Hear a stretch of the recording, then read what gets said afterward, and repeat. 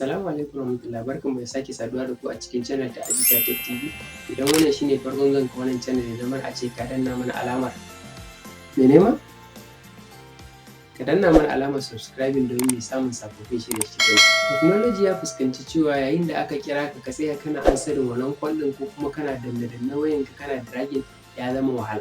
So yau abin da za mu nuna muku shine me turning wannan future zai taimaka ma wajen ba sai ka tsaya kana dragging wayanka ba, yayin da misali ka ji cewa za ka accepting wannan kira, iya abin da kake da buƙata shine me za ka ɗau wayanka kai ta kusa da kunnenka, wannan zai taimaka ma wurin automatically ya zamana a ce ta ɗauki wannan kiran da aka maka.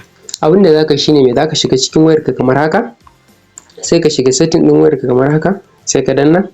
So yayin da ka iyo ƙasa a cikin setting ɗin wayarka za ka ga an rubuta mai special function kamar yadda kuke gani, sai ka taɓa.